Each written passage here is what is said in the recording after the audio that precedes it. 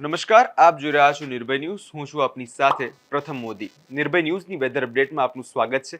અત્યારે ગુજરાતની અંદર વરસાદી વાતાવરણ જે છે અત્યારે બની ગયું છે. બંગાળની ખાડીમાં બનેલી સિસ્ટમની અસર હવે મધ્ય ગુજરાતના ભાગોમાં અને સમગ્ર ગુજરાતમાં અત્યારે હાલ તો જોવા મળી રહી છે. આજે વિંડીના માધ્યમથી સમજવાનો પ્રયત્ન કરીશું કે અત્યારે વરસાદી વાતાવરણ શું કહી રહ્યું છે. અત્યાર સુધી મધ્ય ગુજરાતમાં તો અત્યારે લોકો વરસાદની રાહ જોઈને બેઠા છે, પરંતુ હવે વિંડીના માધ્યમથી શું ખબર પડે છે કે બપોરના 3 વાગ્યાની શું પરિસ્થિતિ રહેવાની છે તે સૌથી પહેલા નજર કરીએ. તો અત્યારે જે પ્રકારે તમે અહીંયા જોઈ શકો છો, સૌથી પહેલા વાત કરી લઈએ આપણે દક્ષિણ ગુજરાતના ભાગની. દક્ષિણ ગુજરાતની અંદર અત્યારે સુરતની અંદર આ જે સિસ્ટમ છે તેની અસર વધારે જોવા મળી રહી છે. સુરત, નવસારી, વલસાડ, વાપી, આ જે દક્ષિણ ગુજરાતનો જે ભાગ છે ત્યાં અત્યારે ભારેથી અતિ ભારે વરસાદની આગાહી તે જોવા મળી રહી છે.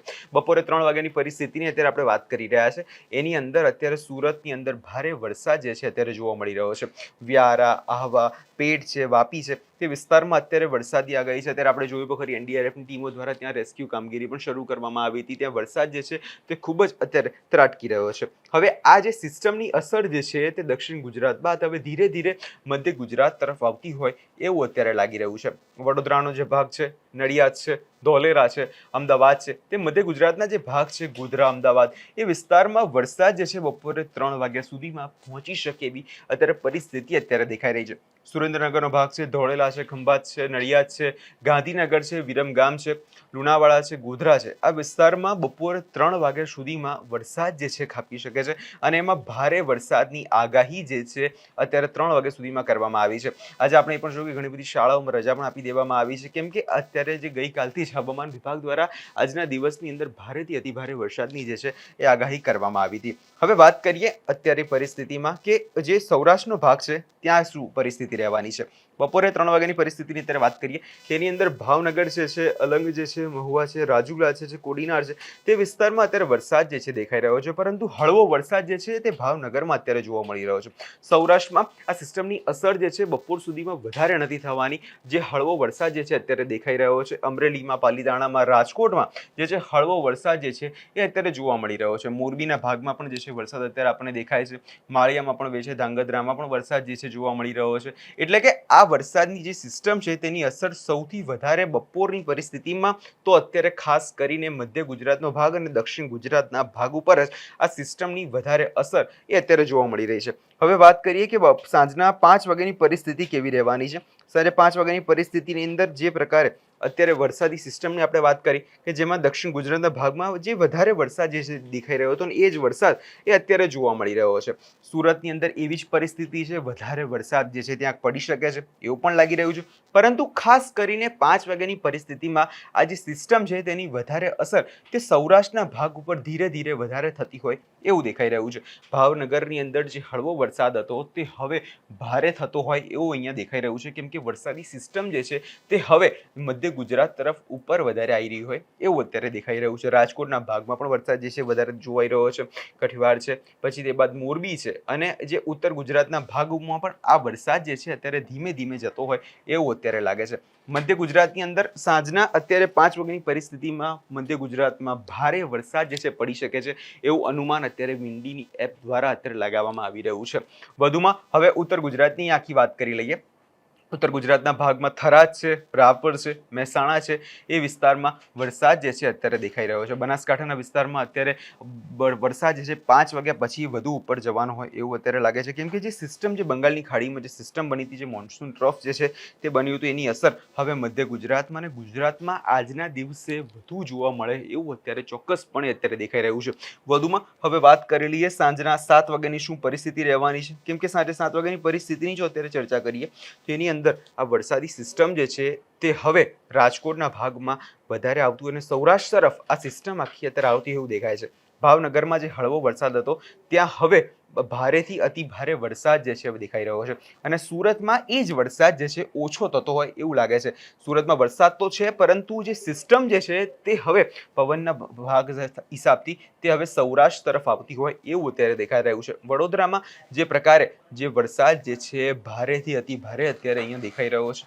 અમદાવાદમાં પણ એ જ વરસાદ જે છે ભારેથી અતિ ભારે નોંધાઈ રહ્યો છે, અને આખી આની અસર એ સૌરાષ્ટ્રના ભાગ ઉપર સાંજ સુધીમાં વધુ થવાની હોય એવું અત્યારે ચોક્કસપણે લાગે શકે છે. હવે આ તો સમજ્યા આપણે વિંડીના માધ્યમથી. હવે એકવાર પરેશ ગોસ્વામી હવામાન નિષ્ણાંત જે છે તેમની શું આગાહી છે એકવાર એ સાંભળી લઈએ.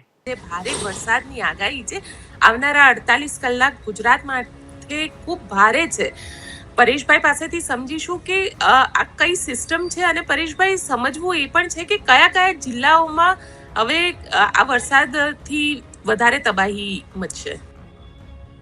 ચોક્કસથી ગોપીબેન, જોવા જઈએ તો અત્યારે આમ તો રાજ્યની અંદર હવે ભારેથી અતિ ભારે વરસાદની શરૂઆત થવા જઈ રહી છે. અમુક વિસ્તારમાં તો કાયદેસર મેઘતાંડવ પણ જોવા મળશે, જેનું કારણ છે કે અત્યારે બંગાળની જે ખાડીની એક સિસ્ટમ છે એ સિસ્ટમ ગુજરાત તરફ આગળ વધી રહી છે. એ સિસ્ટમ છે એ ખૂબ મજબૂત છે.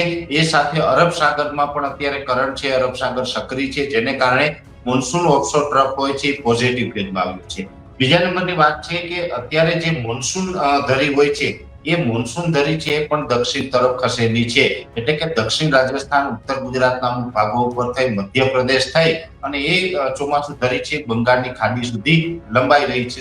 જ્યારે મોન્સૂન ધરી છે એ ગુજરાત નજીક હોય ત્યારે સ્વાભાવિક રીતે આપણે વધારે વરસાદ પડતા હોય. જો અરબ સાગર કે બંગાળની ખાડીમાં સિસ્ટમો ન બને ત્યારે એ મોન્સૂન ધરી છે ઉત્તર ભારતમાં હિમાલય સુધી પણ ખસી જતી હોય છે.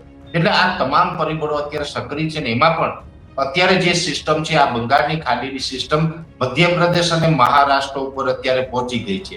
એટલે એનો જે સેન્ટ્રલ પાર્ટ હોય છે એ મહારાષ્ટ્રના જલગાંવ અને મધ્યપ્રદેશના ઇન્દોર આ વચ્ચેના પાર્ટની અંદર અત્યારે એનો સેન્ટ્રલ ભાગ છે. અને એના જે આઉટર ક્લાઉડ હોય છે એ લગભગ 300 કિલોમીટરના એરિયામાં ફેલાયેલા છે, જેથી કરીને એના આઉટર ક્લાઉડ છે તો ઓલરેડી મધ્યપ્રદેશ અને મહારાષ્ટ્ર બોર્ડરે ગુજરાતની અંદર પણ પ્રવેશ કરી ચૂક્યા છે. એટલે સ્વાભાવિક રીતે આજથી એટલે કે 31 જુલાઈથી આ વરસાદની શરૂઆત થઈ છે. જેમ સમય આગળ જશે એમ આ સિસ્ટમ છે ગુજરાત ઉપર આવવાની છે. ગુજરાત ઉપર સિસ્ટમ આવશે એટલે આવનારા દિવસની અંદર ગુજરાતની અંદર ભારેથી અતિ ભારે વરસાદના રૂપમાં અસર કરશે.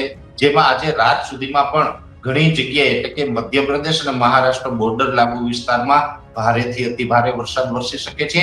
આવતીકાલે 1 ઓગસ્ટ, 2 ઓગસ્ટ અને 3 ઓગસ્ટ એમ 3 દિવસ એ પછી એવા હશે કે જેમાં અનેક વિસ્તારની અંદર ભારેથી અતિ ભારે વરસાદ અને મેઘતાંડવ જોવા મળી શકે છે.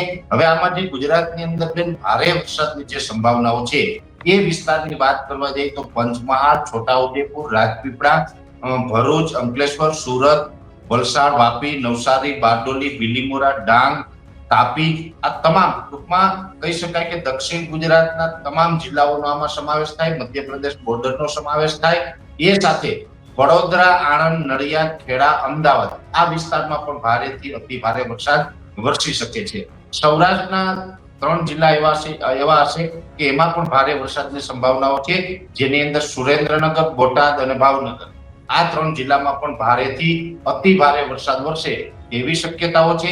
એ સાથે જે આપણે કચ્છનો પૂર્વ ભાગ છે, રાપર તાલુકો હોય, ભુજ, ભચાઉ વાળા વિસ્તાર છે એ તમામ વિસ્તારની અંદર ભારે વરસાદ અને કચ્છના બીજા વિસ્તારની અંદર મધ્યમ વરસાદ જોવા મળે તેવું અનુમાન છે. એ સાથે સૌરાષ્ટ્રના જે બીજા વિસ્તાર હશે રાજકોટ, જુનાગઢ, ગીર સોમનાથ, અમરેલી જેવા વિસ્તાર છે એમાં પણ એકંદરે વરસાદનું પરફોર્મન્સ છે એ ખૂબ સારું જોવા મળે એવી પૂરી અત્યારે શક્યતાઓ દેખાઈ રહી છે.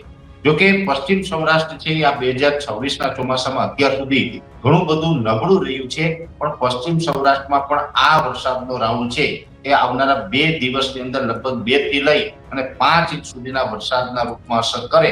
અને અત્યારે 2 થી 5 ઇંચ સુધીનો વરસાદ જો પશ્ચિમ સૌરાષ્ટ્રમાં એટલે કે દ્વારકા, જામનગર, પોરબંદર જેવા વિસ્તારમાં વરસે તો એના માટે ખૂબ સારી વાત છે, કેમ કે એમને ઓલરેડી ત્યાં વરસાદની ઘટ છે. ત્યાર પછી જે ઉત્તર ગુજરાતના વિસ્તાર છે, ઉત્તર ગુજરાતમાં પણ આમ તો નોર્મલ કરતા વધારે વરસાદ પડવાની સંભાવનાઓ છે. એમાં ઉત્તર ગુજરાતની અંદર પાટણ, મહેસાણા અને સાબરકાંઠા આ વિસ્તાર 3 જિલ્લા એવા હશે કે જેમાં ભારેથી અતિ ભારે વરસાદ વરસી શકે છે. બનાસકાંઠા અને જે વાવ-થરાદના વિસ્તાર છે એમાં પણ એકંદરે વરસાદનું પરફોર્મન્સ ખૂબ સારું જોવા મળશે. અરવલ્લી, મહીસાગર જેવા વિસ્તાર હોય, ગાંધીનગર હોય આ તમામ વિસ્તારની અંદર પણ વરસાદ છે ધોધમાર વરસે તેવી શક્યતાઓ છે. એટલે ઓલ ઓવર ગુજરાતની અંદર જોવા જઈએ તો આ સિસ્ટમ છે એ સાર્વત્રિક વરસાદ લઈને આવી રહી છે. સાર્વત્રિક વરસાદ એટલે કે જ્યારે પણ ગુજરાતની અંદર 80% સુધી અથવા તો એનાથી વધારે વિસ્તારમાં વરસાદ પડે એને સાર્વત્રિક વરસાદ આપણે ગણી શકાય છે. જ્યારે પણ હમણાં 1 અઠવાડિયા પહેલા ગુજરાતની અંદર જે ભારેથી અતિ ભારે વરસાદ વરસ્યો હતો અને એમાં પણ સાર્વત્રિક વરસાદનો રાઉન્ડ હતો, જેમાં લગભગ ગુજરાતના 95% વિસ્તારને વરસાદનો લાભ મળ્યો હતો. એવી જ રીતે આમાં સાર્વત્રિક વરસાદ છે, 95% સુધી વિસ્તારમાં વરસાદનો લાભ મળી શકે છે અને અમુક વિસ્તાર એવા છે જેમાં ભારેથી અતિ ભારે.